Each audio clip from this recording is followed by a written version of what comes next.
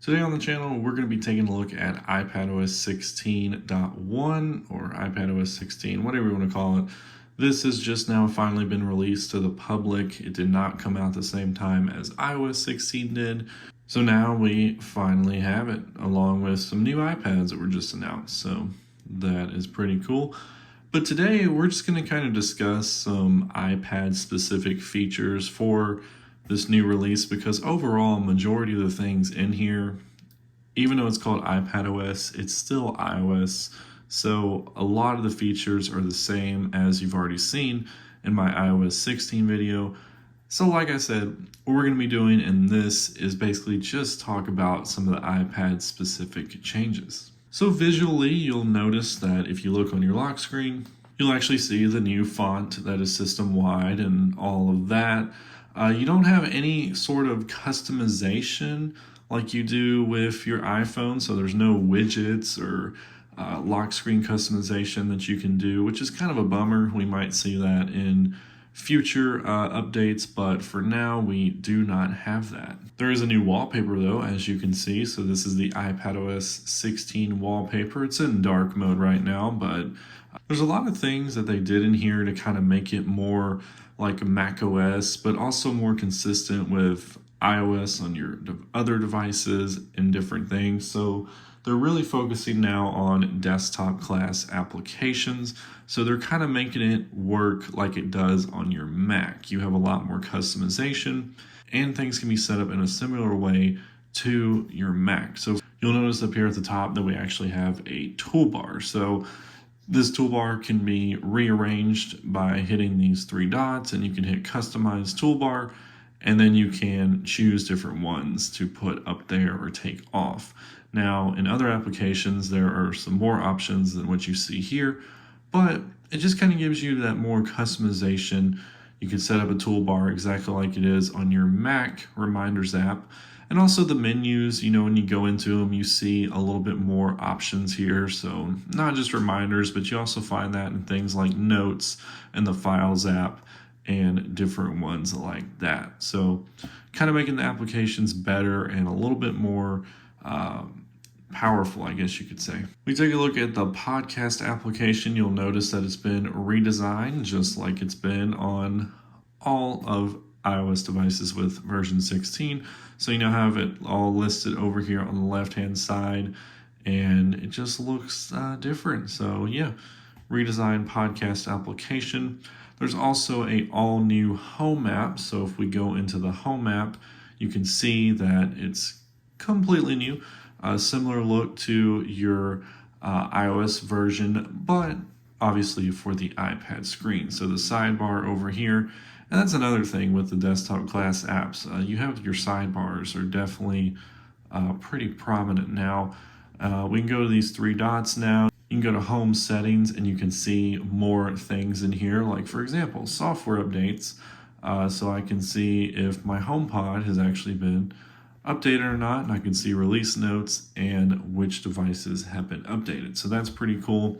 Obviously, this is where all of your accessories will be in your different rooms and speakers and cameras and all that kind of stuff.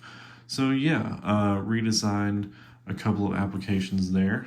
Also, of course, the home app is going to have Matter support. So that is a new smart home connectivity standard that they've rolled out across not just Apple devices, but a bunch of other devices like Android devices, smart home assistants, and all that kind of stuff. Just a standard that the industry can use to work on new accessories for the home. So Matter support is now available in the home app on your iPad. If you're one of the people that actually uses Game Center, well, it's been completely redesigned. So you can go into your settings and then scroll down to Game Center and you'll see an all new look. So you'll see your achievements, different activity games you've played, your friends, etc. So yeah, Game Center has been redesigned here in iPadOS. Now there's a lot of features that I actually can't show you because I need either a newer iPad or they are not actually available yet. And one of those is reference mode. So reference mode is only available on the 12.9-inch iPad Pro. I believe it's just the M1 and the M2 models that just came out. So if you have one of those, you could now You basically use the reference mode for colors for different color standards. So like SDR, HDR, different things like that. So you can use it as a reference display to figure out those colors.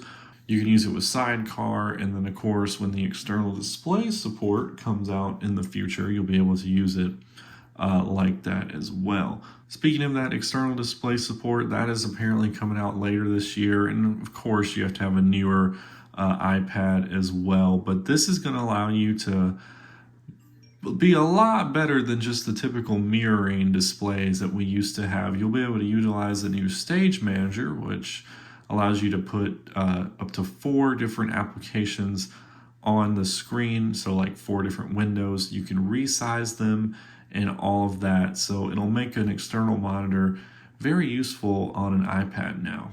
And the Stage Manager, by the way, is only available on the newer iPads, so pretty much all the iPad Pros, and I believe just the new iPad Air. It seems like nowadays, same with Macs. If you want all the new features, you're going to have to give up whatever you have now and get a Apple Silicon device. Like this iPad 6 Gen, yeah, it's not happening with any of those new apps. So yeah, Stage Manager is really cool. It's something I wish I had, but like I said, you'll be able to put 4 different windows on there and then choose apps over on the side. So yeah, you'll have multiple overlapping views in a single spot. So that's pretty cool. Now something I do have access to, however, is split view. So split view was kind of a little confusing on the previous version of iPadOS. Now they've kind of simplified things a little bit and let you know what is about to happen before it happens. So let's just say I go into reminders. You can see up top, you have those 3 dots. Well, now when you tap on those 3 dots, you have the option for split view, slide over apps, or close this app completely. And then you have your window options down there as well. So if I wanted to go into split view and I wanted to open the home app, you can see that it goes into that.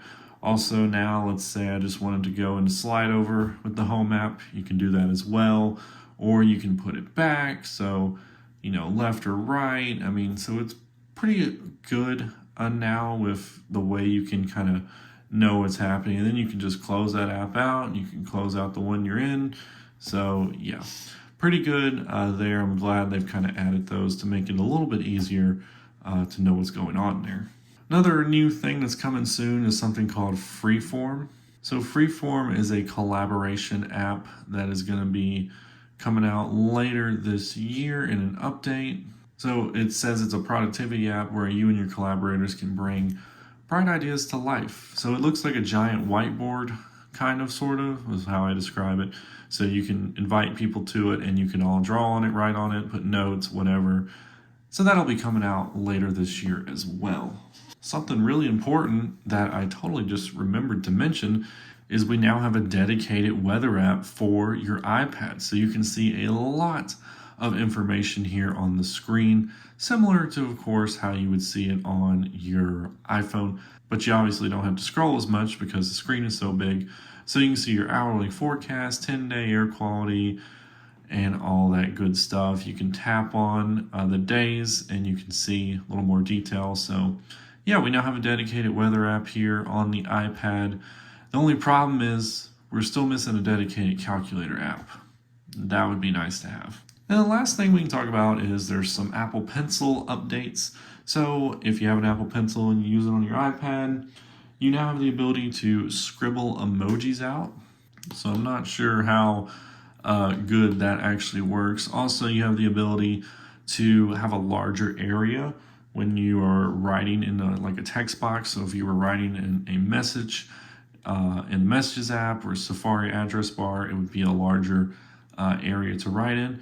We also have some new pens. So if you scroll over down here, you can see we have a fountain pen now. So you can see what that looks like. We also have this one, which is the watercolors.